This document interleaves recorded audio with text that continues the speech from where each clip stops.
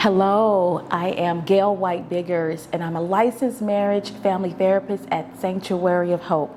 As you know, this is National Mental Health Awareness Month, and just for a few moments, we're going to be talking about substance abuse prevention.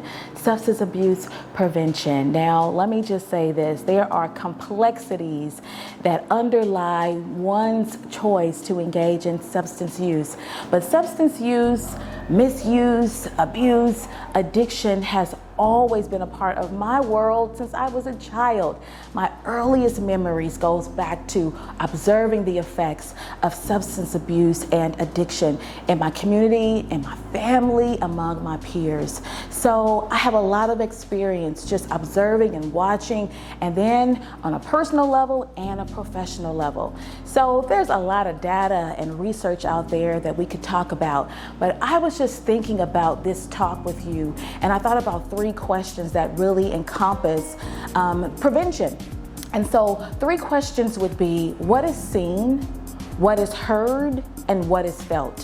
What is seen, what is heard, and what is felt. So I was thinking about the power of modeling what is seen.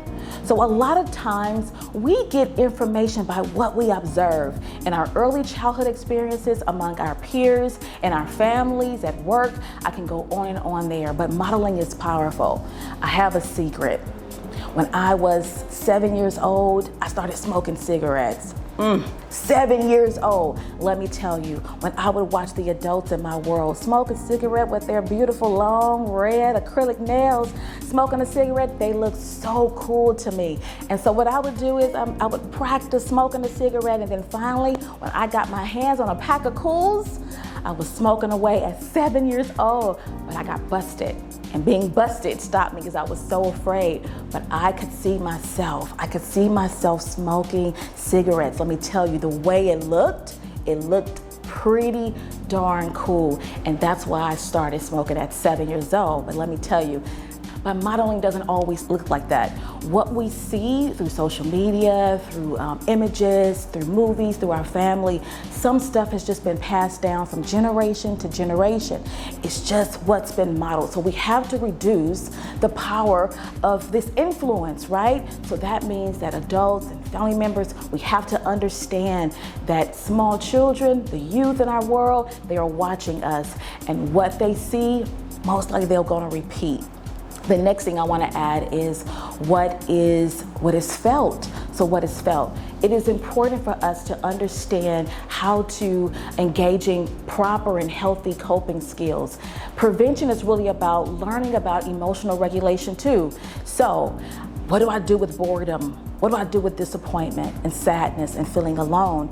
Now, that's not all the reasons why we engage in substance use, right? But sometimes we are trying to numb pain or distract ourselves from things that are really hurting on the inside. So if we can learn how to cope through counseling, through talking to a teacher, a professional, a life coach, and engaging with influencers that can help us with that, that would be awesome. So what is felt?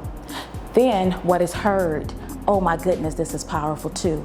So what is heard means, what information am I hearing about substance use that is really giving me a promotion of pro-substance use, right? So what am I hearing about it? Oh, it numbs the pain, or we can go on a good trip and you can watch me go, right? And you'll be safe. I can go on and on there, but what we hear, it has to be the reality of how substances affect our neurodevelopment, right? There's a decline in neurodevelopment, that it can affect school dropout rates. It can affect our relationships. It can increase suicidal thoughts and behaviors. We need to promote the truth on social media. We need to promote the truth in school and among our peer groups. So I think that's really important. Now, there's a lot of information out there, but I think if we can just remember those questions: what am I seeing? What am I feeling? And what am I hearing, right? I think that's a great place to start. Connect with a counselor, connect with someone who can connect you to resources if you're just thinking about engaging. And I hope that this is helpful to you, and I hope that you will connect with those resources that will benefit you. Health, self-care is really important, and I wish you the best.